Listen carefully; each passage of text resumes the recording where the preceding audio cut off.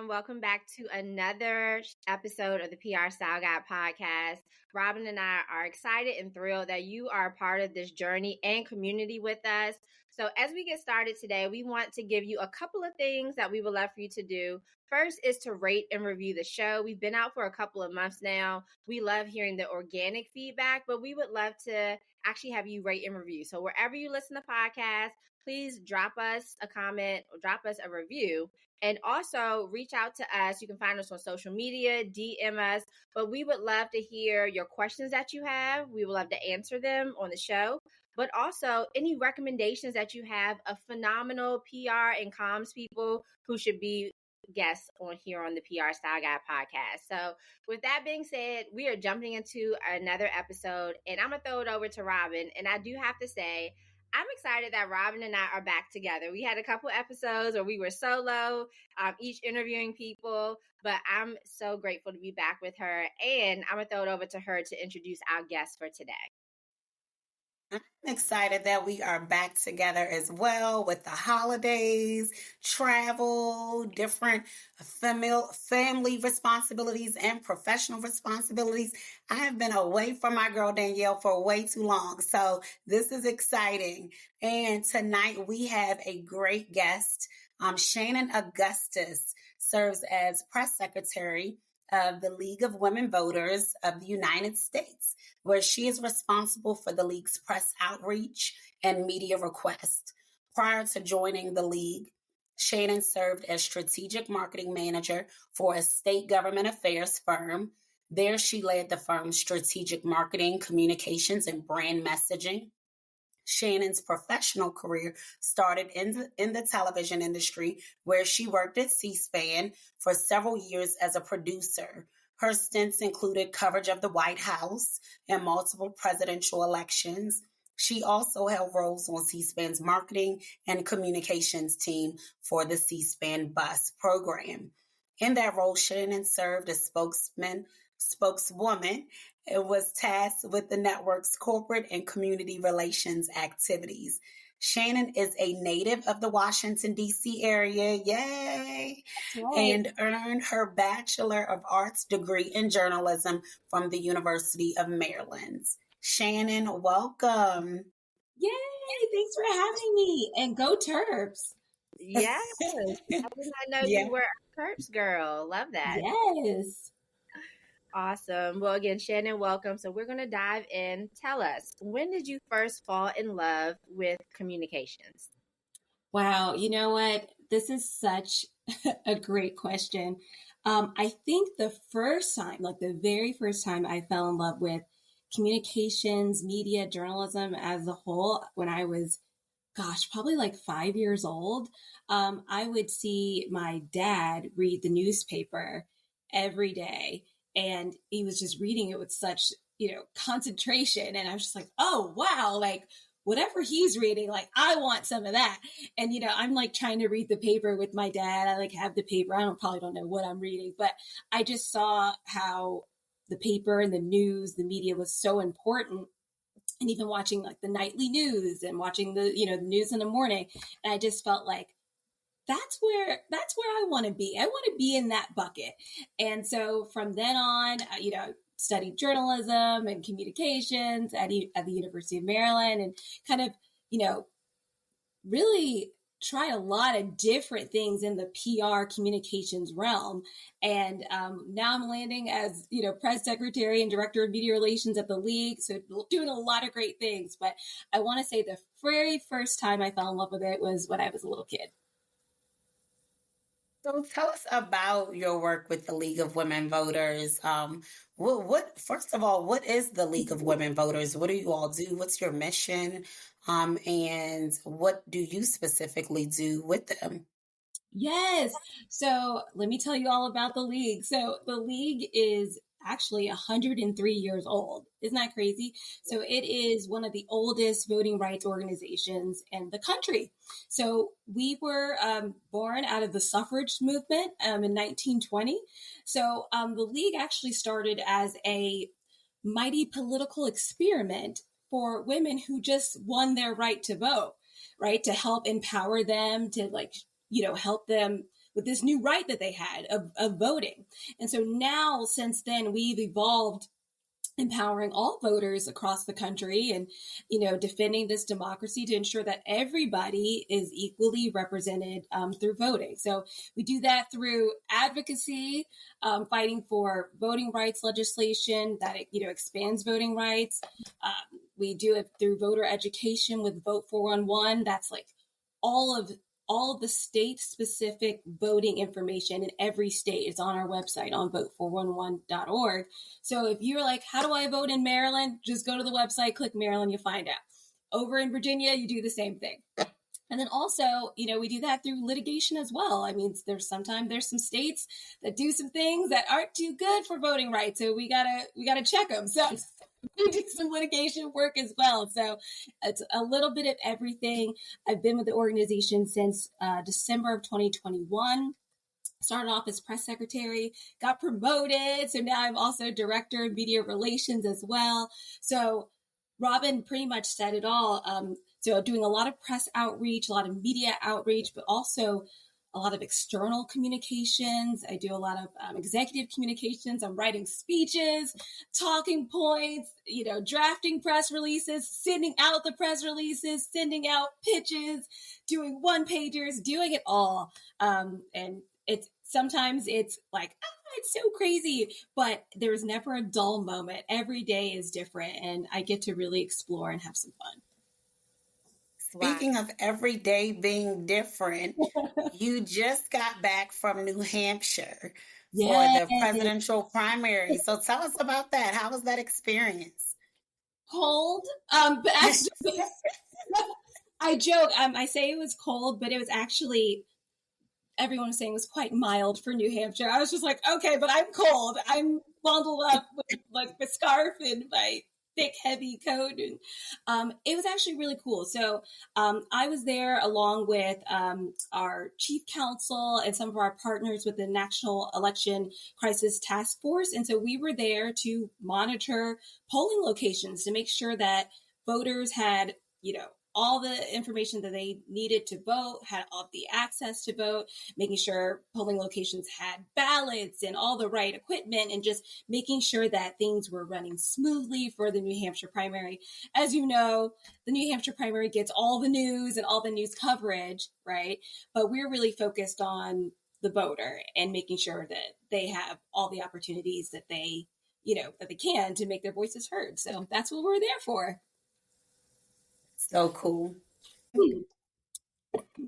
I just want to say I love your enthusiasm and excitement about you've been in the field for a while, but you like, I get to write press releases and one pagers, and like you were so excited, and I just love that. So that I feel like you're definitely in your sweet spot, for you to still have that vigor after all this time. So I just want to mention that. Sometimes I have vigor, sometimes I'm tired, but I think it's the mission that I'm really feeling empowered about, and really about helping voters, and especially, people in underrepresented communities who often feel like their voice doesn't matter, but to really make sure that they have, and everybody has, the equal and fair opportunity to make their voices heard. So love that. That's really cool and important work, Shannon. That's awesome. Yeah. Thank you. We try. All right. So, Shannon, you've had the opportunity to spend a lot of time at the White House as a producer for C-SPAN. So, what was that like? And who are some of the most interesting people that you've met? Oh my gosh, it was such a blast. So yeah, I was the C-SPAN White House producer. And so basically that means I was running around the White House from one room to the next, trying to make sure that we had the best coverage of what was going on, and really kind of telling the story of what the day was looking like at the White House that day. And as you know, things at the White House can change differently. Sometimes it's a press conference. Sometimes it's a Medal of Honor ceremony. Sometimes it's a special guest that you didn't even know was supposed to be there, and you just happen to see them. So I think some of the most fun times I was at the White House, I saw Kerry Washington at the correspondence dinner. So that was like right in the, height of scandal. So I was super excited to see her, because I was like, oh my So that was super cool. And also seeing the Pope. The Pope visited the White House, and I was actually there. And I remember, gosh, it was such a long day. I think the end time, which is the time that you're supposed to start your day at work, was 4 a.m. that day. 4 a.m. And I remember being like, oh my gosh, this is going to be like so long. And I was telling my mom's like, girl, you're at the White House today. Like, you're seeing the Pope. Like, this is a big deal. I don't care how many hours it is. I'm like, good point. But seeing the Pope and seeing all the people who came out to see him and to see him speak, and then to see him drive off in the Pope mobile was just awesome. It's one of those memories I will always remember. The So Pope do you miss working in, no, the Pope mobile? Didn't know that was a thing. Yeah, he was like driving around his little car. It was really cool. And I love Kerry Washington, and I was a huge Scandal fan, so I know that was cool. She's one of my favorite actresses. I love her. I love her so much. But it was really cool. And then also what was cool about covering the White House, the state dinners. So, I mean, as a person that's working, of course, I wasn't invited to the state dinner. So I wasn't like eating or anything like that. But they would let the press come in and, take pictures, do video. And you could see like the speeches and the toasts. And you could see like some celebrities. Sometimes you see the back of their heads.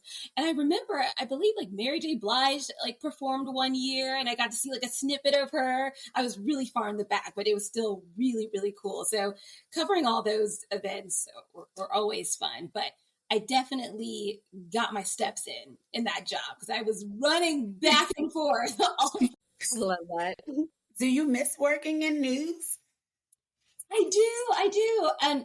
But I'm kind of like news adjacent now. It's really interesting because as press secretary, breaking news sometimes happens and I'm like, oh, I got to work on a statement so I can like pitch this to the news. So I kind of feel like I'm in a kind of a cool advantage because from like being the press before, I kind of know what press wants, right? I know how to pitch the press because I've been pitched before and I know what I didn't like. I know, when people would send me an email and I'm like, did you even Google me? Like, did you even know like what, like, why are you sending me like fashion things when I like cover politics? You know what I mean? So I understand like you need to have a personalized pitch and you need to, make sure that whoever you're, reaching out to is their, topic that they, work on.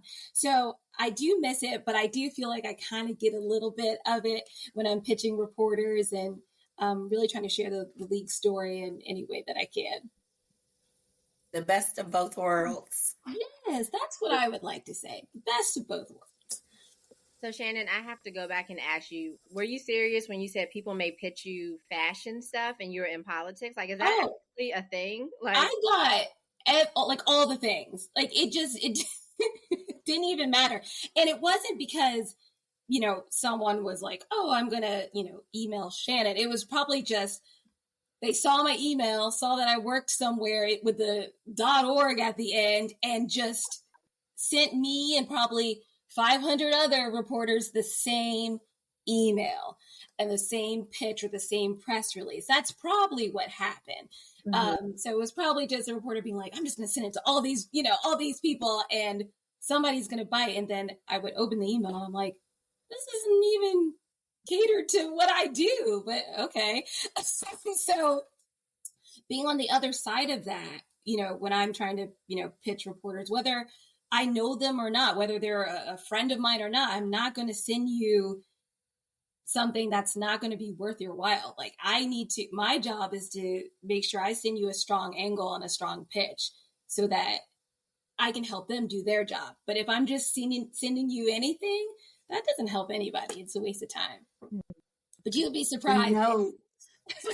No to the newbies in this business. Do not do that. Yes, I know it's easy to just pull a list of, we've all done it, especially when you're starting out, you pull the list from whatever software or program that you're using to find media sources, and you just want to send everybody that list. And it is a big rookie move. It is. And, sometimes, like you said, Robin, it's like the software and you're just sending out press releases. But like when you're really doing those personal pitches, like really make sure you study who you're sending the email to. And don't send anything too long. Don't send long pitches either.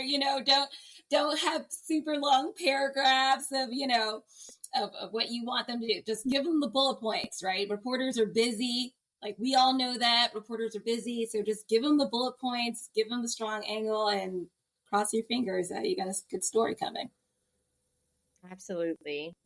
So I mentioned fashion because you said you mentioned somebody sent you something about fashion. I just think it's hilarious that you work in politics and they sent you something about fashion. But anyway, what is one fashion staple for you, Shannon, being a woman in this industry? Oh my gosh. So I am not a fashionista at all. Hence why I made that comment. But one thing it's kind of cheesy, but I always make sure I have exercise clothes or workout clothes or some sort of athleisure with me at all times. So I am like, you're like Lululemon girly. Like when I'm like in my, like going to the office and I have like my backpack, like there's like sneakers, there's a sports bra, there's leggings, there's a sweatshirt, because I will not miss a workout. Like work is busy, but I need to find a way to like de-stress. And so exercising and working out, that's kind of my way to kind of bring it all down and like kind of chill out. So I always have something like that. So it's not like a fashion item, but it is a brand. So hopefully that helps. But I always have some sort of like legging or something, because I'm going to turn this day into a workout, whether that means I got to throw on my shoes and walk around the block a couple times to de-stress, or if I'm flying, going to New Hampshire and I'm delayed at the airport, I'm walking back and forth, trying to find a gym and a hotel if I'm working. But I definitely try to make sure, because as professionals, comms professionals, we know that, this stuff gets heavy. It gets heavy. We get busy. Comms people often wear a lot of hats, and we do it all sometimes. And I think when you're not in the profession, it sounds easy. You're just doing a press release. Oh, how hard can that be? Or you're writing a speech for someone. Oh, that's probably simple. And you're like, no, do you know how many hours it takes to like think through all those things? Or even, drafting a social media message or a something on X or on Instagram, like that, a lot of thought goes into that. And you want to really make sure that you're choosing the right language and making sure you're really telling the story the way it should be told, because there's so many ways to do it. So long story short, your girl likes to work out and she's always having some leggings and some sneakers with her at all times. So that's my fashion, my piece of fashion that I always bring with me, that I must have in order to do my job, I would say. I love that sneakers have become such a it item within women's fashion now, because both of you all know that I'm not a big heels girl. I'll wear a heel every now and then, but you are most likely going to see me in some cute flats. And I've started to incorporate way more sneakers into my wardrobe. And I am loving that that's like a norm now, to see ladies with a suit or a dress on with a pair of sneakers. I'm here for it. Because it was so, growing up for me, it was essentially kind of frowned upon. You just didn't do it in the professional setting. And so I never really owned a lot of sneakers. My mom and grandmom, they, would take me shopping, and it wasn't something that they assumed. Sneakers were for gym class. Exactly. Yep. But now it's okay to incorporate that into your everyday wardrobe, and I'm here for it. It's so true. And as a commuter, when you're on the, train, I'm like, oh no, I'm not wearing heels. Who was the person, Shannon, in the past who was wearing heels? I tried to wear heels after the pandemic, and I was literally walking like a baby deer. So you know what? This isn't the look. This isn't the look. Bambi. You were Bambi. I was literally Bambi. And I remember my coworkers were like, oh my gosh, your shoes are so cute. And I'm like, but my foot is numb. I can't feel my foot. So I don't think it's worth it. So I did try, Robin. I did try to wear some heels coming back into the office thinking I was being cute. And I said, oh no, where are your Reeboks? Because you can't do it, girl. You can't do it. I'm totally on the sneaker vibe as well. I used to be a total heels girly. We had 2 kids, and now I'm loving the sneaker vibe. Still love heels too, but yeah, loving the sneakers. I love the idea of heels. Like I like to look at them, but not wear them anymore. So 2 things that I'd love to know. One, is there any PR myths that you like to publicly debunk? But also, do you have any crisis communication advice for women who are going into a more serious comms world, and those type of things are more frequent than not? Any advice? Yeah. So a couple of things. I think the biggest myth, and I think we might already know the truth, but for those who might not, and you know what? I would say early in my career, I probably thought this too. PR is not just sending out a press release. Like that's like 1/18th of like what PR is all about.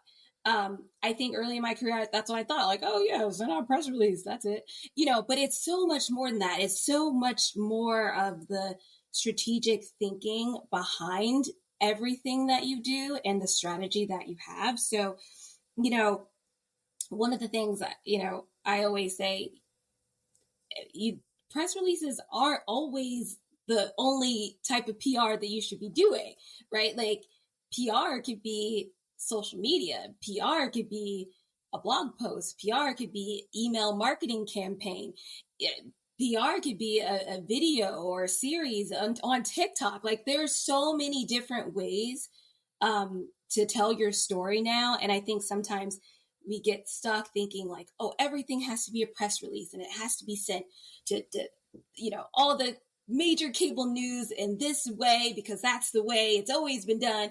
And that's not the case at all. And, I know there's some reporters who don't even want your press release. They just want you to like I said earlier, just send them the bullet points and then they'll get back to you when they can.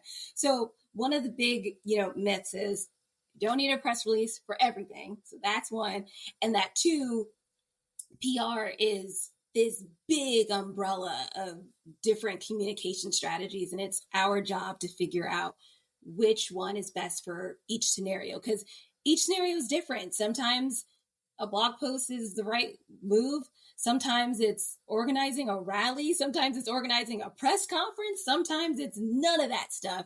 But it's really the strategic thinking behind it and which way to go. So that's much harder, I feel like, that I'm explaining it, but that's one of the 2 myths. And then for crisis communications, I know for me, like best practices, and this sounds, I'm not trying to cheapen it at all, but just to take a breath, right?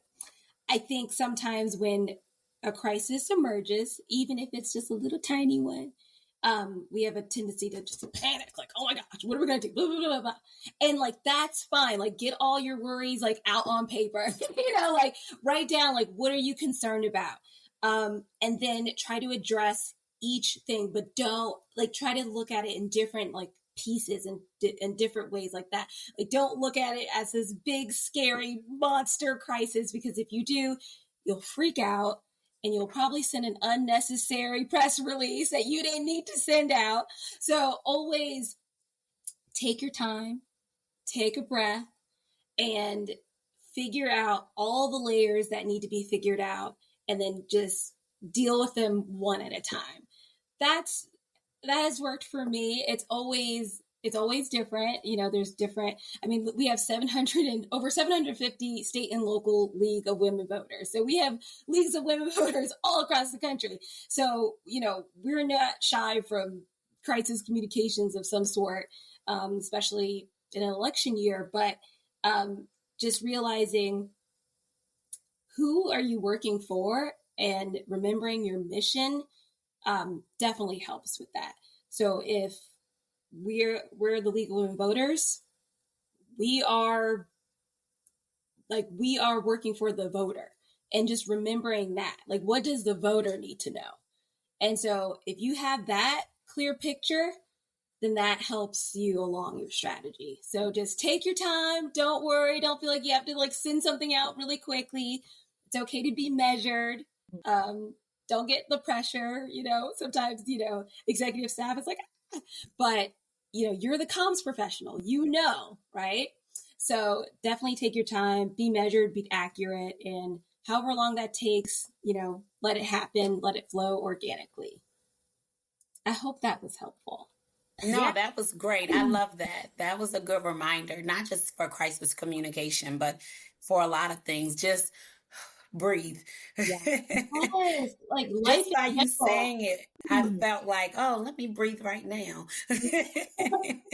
We all need to breathe. It's 2024. Yeah, it's, and you're right, Robin. It's not just for crisis. It's just for everything. We got to remember this is a marathon, right? What do they say? It's not a sprint. And so our careers, we got to take care of ourselves, whether that's breathing, meditation, going to the gym, because all this can be heavy. And, it's important that we take care of ourselves so we can do our best work. Absolutely. That's why I love your Lululemon fashion. That's your fashion staple, because you are setting the example. Seriously. Trying to. I also eat a lot, so it kind of counterbalances. Well, I love that you have a strategy for that. Okay. You bring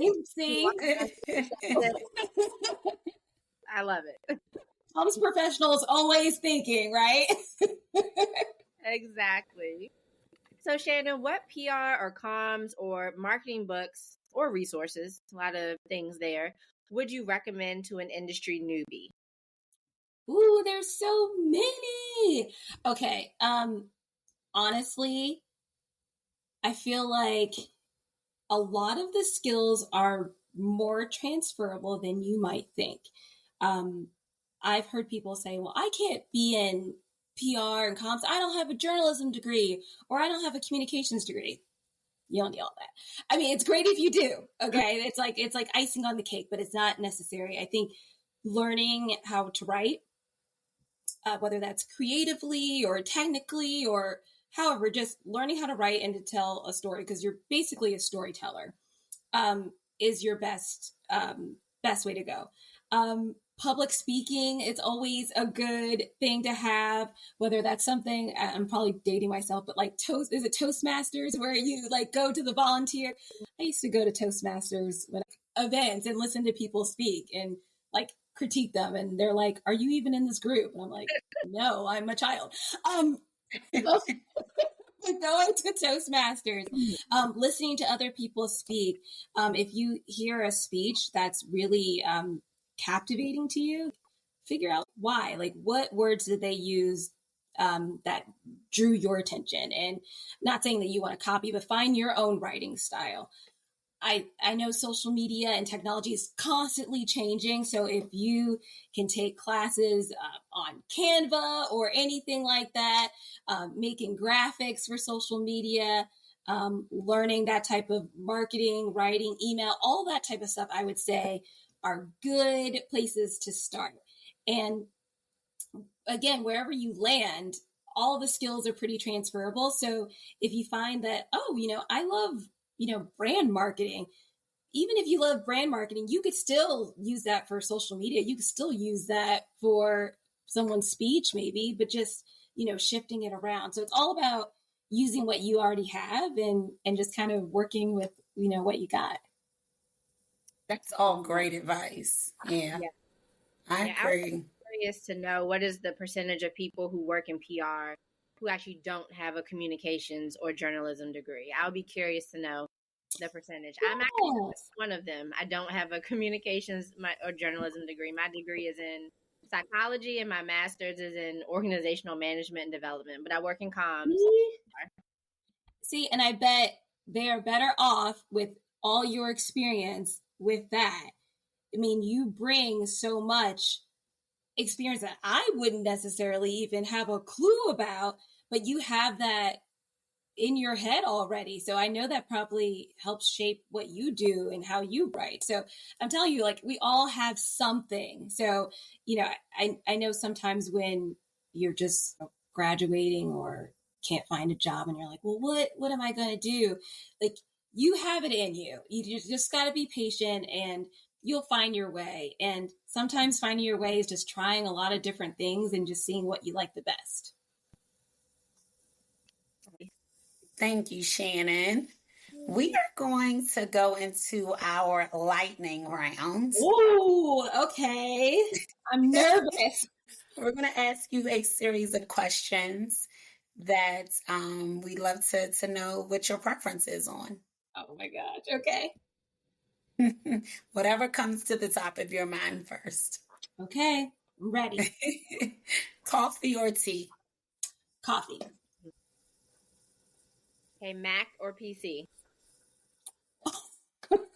I want to say Mac, but I'm a PC girly. I'm just like the old millennial in me. I'm like, I need to know where Windows is. Help me.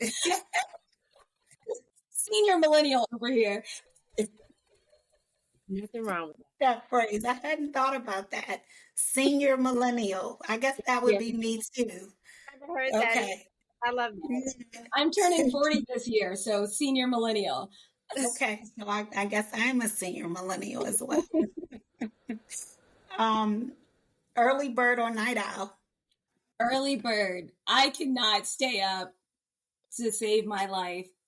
I'm not even fun to binge watch shows with because I get tired, I get sleepy. But I'm an early bird, and I'm trying to actually get up even earlier now because I want to establish more of a morning routine. So I'm trying, but morning for sure. I'm with you. All right, spring or fall? Ooh, fall. I love fall. So I love fall leaves because I like to go hike and see the leaves and take pictures on Instagram. So yeah, I'm into fall. I'm like, hallelujah. And I have like my like boots. Like I'm so corny during the fall. Like it's kind of sickening. I'm like, where's the maple syrup? I want my apple cider donuts. I want to wear a scarf. It's like not even cold and I got a scarf on. Like fall is my jam. Beach or mountains? Robin, you know the answer to that. Mountains. I know. Oh my gosh, mountains. I love the idea of water, but I don't want to get in it. I just want to like look at it. But I'm like, no, but I'm not getting my hair frizzy. No, we're good. We're good looking at it from afar. But mountains, yes. That part with the not hair wet. I'm here for that. All right, black suit or blue suit? Ooh, blue. I love neutrals. And but black and blue, they're both neutrals, but I would say blue. Navy blue was once one of my favorite colors. Instagram or Facebook? Probably Instagram. I mean, I'm a senior millennial, but I'm not that senior. So probably Instagram. But, I do like to reach out to some family members on Facebook. But Instagram for sure. Instagram. On the Facebook? Facebook. Oh my gosh. I remember when it was just like college only and it was and it was like my college email address. Oh, I'm feeling pretty old right Yep, same here. Twitter, X, or TikTok? Ooh, is there like a neither? You could do so I feel like I want to be like the TikTok first, but I feel like I aged out. And X, I'm like trying. So maybe I'm leaning toward X. But I'm I haven't downloaded TikTok, so X. Samantha Jones or Olivia Pope? I think I know the answer to Oh, this. Right. her power suits and the walk and the heels and the hair. Olivia Pope, all the way. It was the coats for me. Oh my gosh. She had the best coats on Yeah. Scandal. And I love coats. Love Yes. outerwear and stunning coats. Mm. Yes. Oh my gosh, so pretty. 100% agree. Washington Post or New York Times? Ooh. Washington Post. You know, my local paper. I know I say that like it's a local paper, but yeah, I'm from this area. Washington Post wins. Extrovert or introvert? You know, since the pandemic, it's kind of like shifted a little bit. I think I'm naturally an extrovert, but now I've learned like quiet time is just as important as outgoing time. So I'm trying to, find more balance in that, but extrovert, I think. And you're newly married. So Yes. you're probably spending more time at home and not out as much. Not that you can't be out and about with the girlies, but gotta spend time with new hubby. Yes, gotta spend time with him and the cat. So yeah, it's like comfortable. I love being home now. But I do value and even having, a spouse too, it's like I do value that alone time to like read and like drink some coffee and just make sure you can have that time to center. That's important too. Mm-hmm. Totally agree. All right. Heels, flats, or tennis shoes?